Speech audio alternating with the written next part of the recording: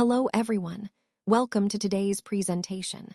I'm Pubali Sarkar, an assistant professor in the Computer Science and Engineering Department. Today, we'll be exploring the fascinating topic of linked lists. We'll start with an overview of what linked lists are, why they matter, and how they are used in computer science. So, let's dive in and discover the key concepts together. Today, we're going to explore the concept of linked lists, which are fundamental data structures in computer science. We'll start by comparing arrays and linked lists to understand their differences and use cases.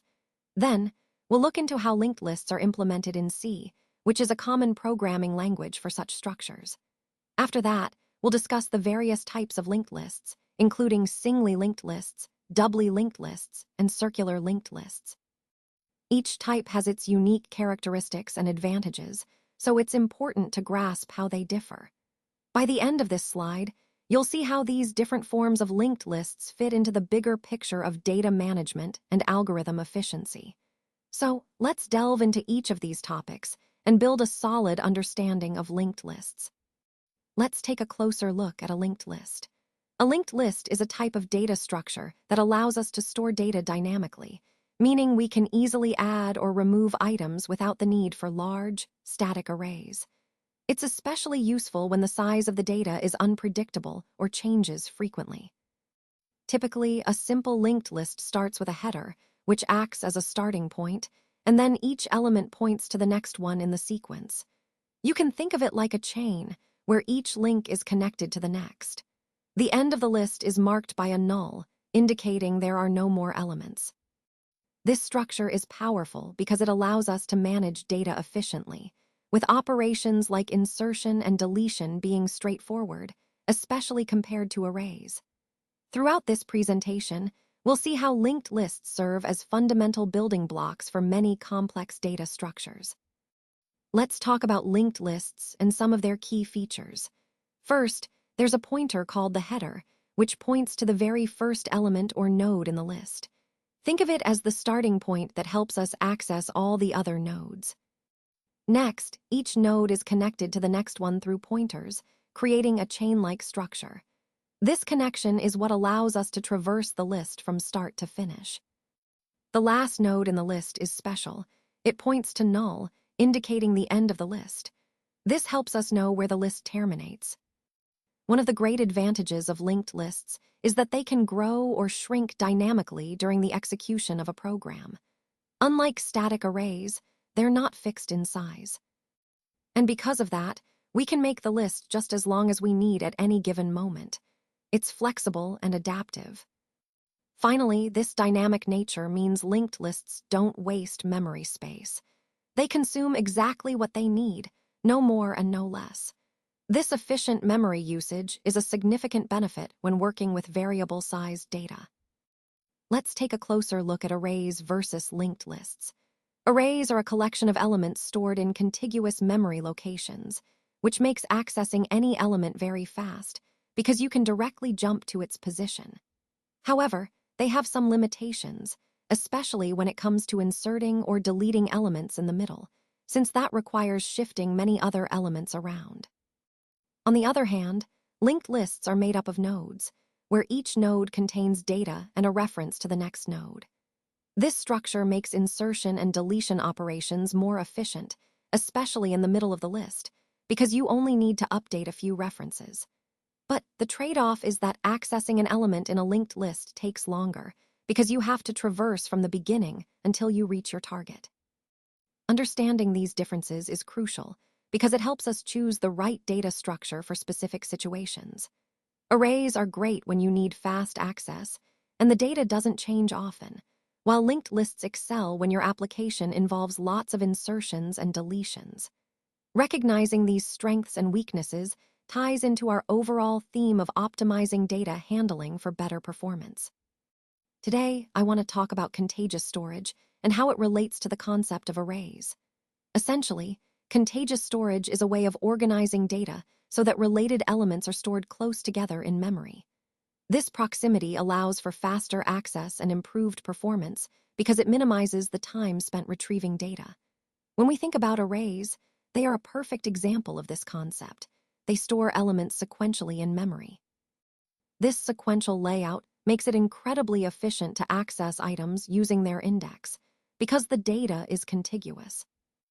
Highlighting the most important point here, contagious storage leverages the idea that memory access patterns significantly impact performance. When data elements are stored contiguously, it benefits from spatial locality, meaning, if you access one element, nearby elements are likely to be loaded into cache as well. This is a fundamental principle that underpins many data structures and algorithms we use, especially in performance-critical applications. Connecting this to our overall theme, understanding how data is stored and accessed is key to writing more efficient code. Whether we're working with arrays or other data structures, leveraging contagious storage can make a noticeable difference in speed and resource utilization. It's a foundational concept that helps us optimize our programs from the ground up. Let's talk about arrays versus linked lists.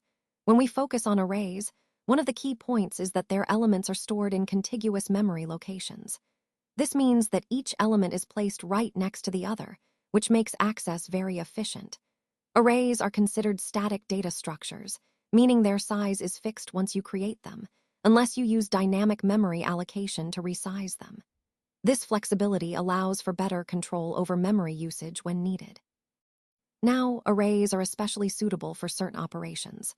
For example, inserting or deleting an element at the end is quite straightforward and efficient. Additionally, they excel at randomly accessing any element directly by its index, which is very fast because of the contiguous memory. Lastly, searching for a particular value within an array can be done efficiently, especially if the array is sorted, using methods like binary search.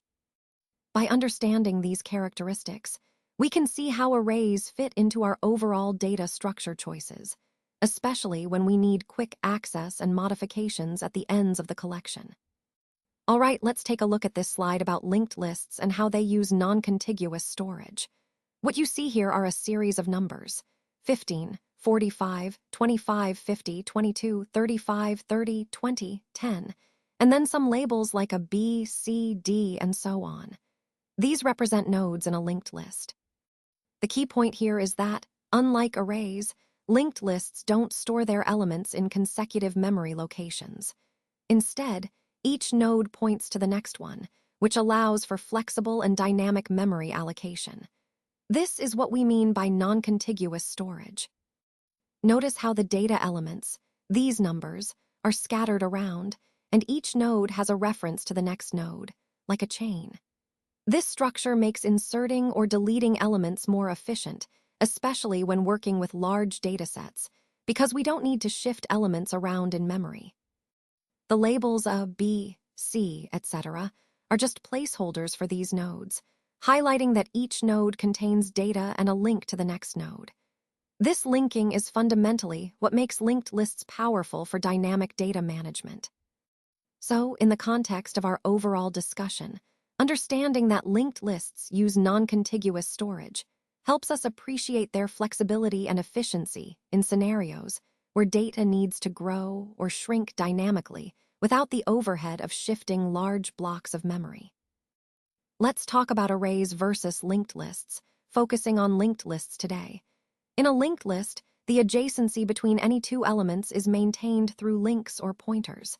This means each element points to the next one, creating a chain.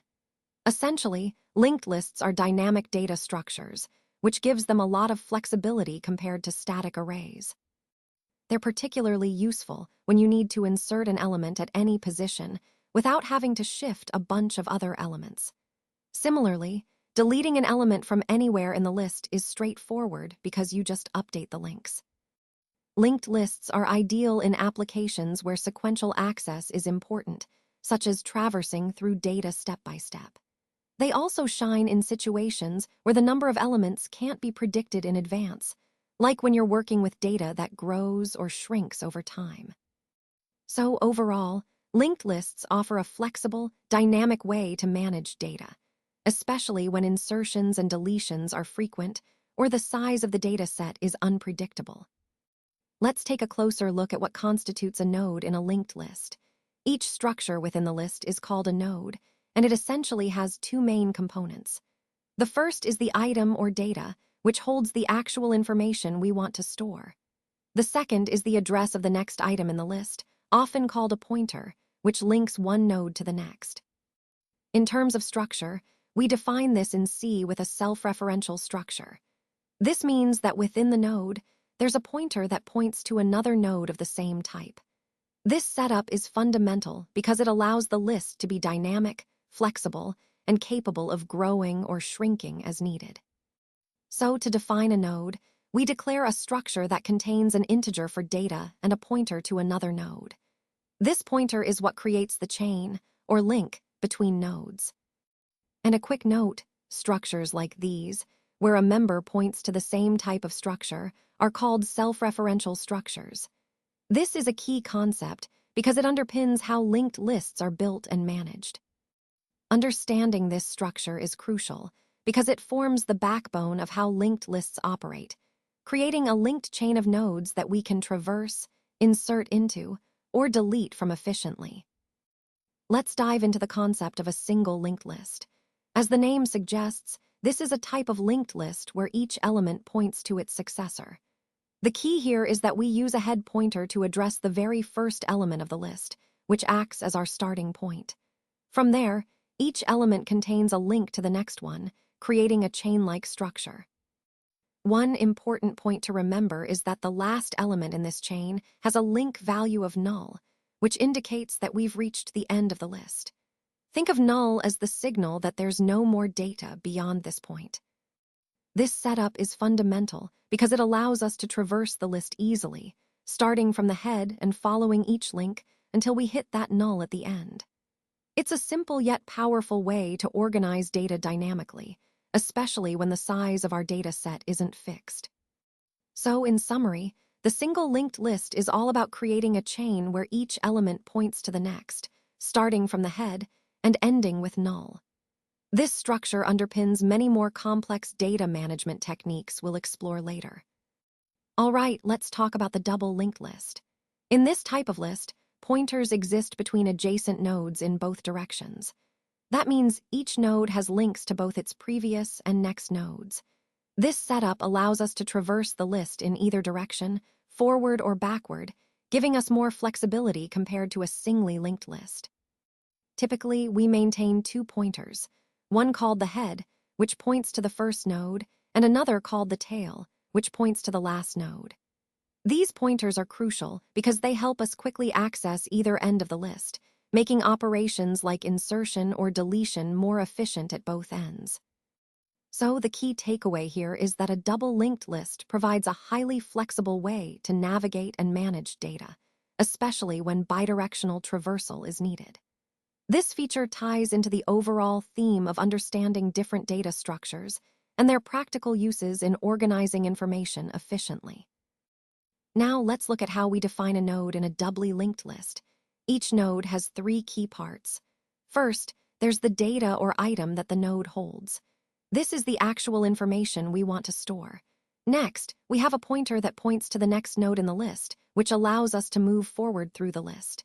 And then, there's another pointer that points to the previous node, enabling us to move backwards. In terms of structure, this is often represented with a struct in programming, where we have an integer data field and two pointers, one for the next node and one for the previous node. This dual linking is what makes it a doubly linked list. It gives us the flexibility to traverse both ways, which can be very useful depending on what we're trying to accomplish. Understanding this structure is fundamental because it forms the basis of how doubly linked lists are built and manipulated. The key point to remember is that each node is like a small, self-contained unit with links to both its neighbors, making navigation and modification more versatile. This concept ties directly into the overall theme of understanding dynamic data structures and their efficient use. Let's talk about the double linked list. A doubly linked list is essentially a collection of nodes linked together in a sequential manner. What makes it special is that each node contains two references or addresses, one pointing to the next node and the other pointing to the previous node. This setup is very similar to a singly linked list, but with this added capability, it allows more flexible navigation. Now, you'll notice that the first and last nodes in the list contain a terminator, often a null value. This null value marks the boundaries of the list, indicating where it starts and where it ends. This is important because it helps us know when to stop traversing. Because of these two references in each node, the doubly linked list is often called a bidirectional linked list. That's because it allows traversal in both directions, forward and backward, which is a significant advantage over singly linked lists. And since we can move both ways, it becomes easier to keep track of both the first and the last nodes in the list.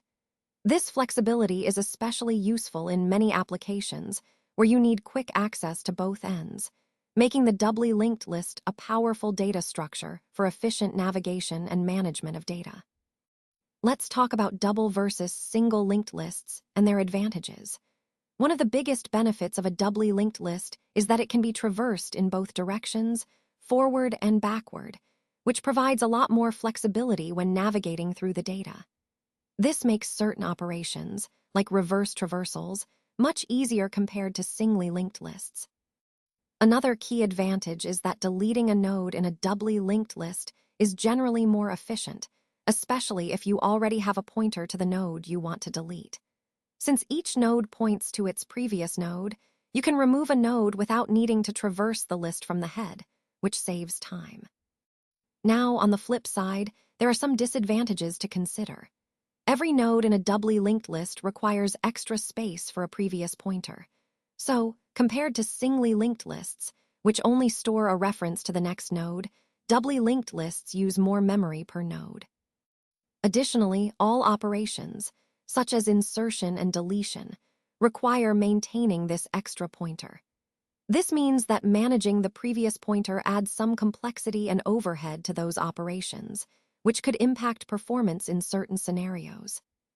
So, while doubly linked lists offer greater flexibility and efficiency for some operations, they do come with the cost of increased memory usage and added complexity in maintaining the extra pointers. It's all about weighing these pros and cons based on the specific needs of your application and how they tie into the overall design of your data structures. Now, let's take a look at the circular linked list. The key difference here is that the pointer from the last element in the list doesn't point to nothing, but instead loops back to the first element. So, imagine we have nodes labeled A, B, and C, and the head points to A in a circular linked list.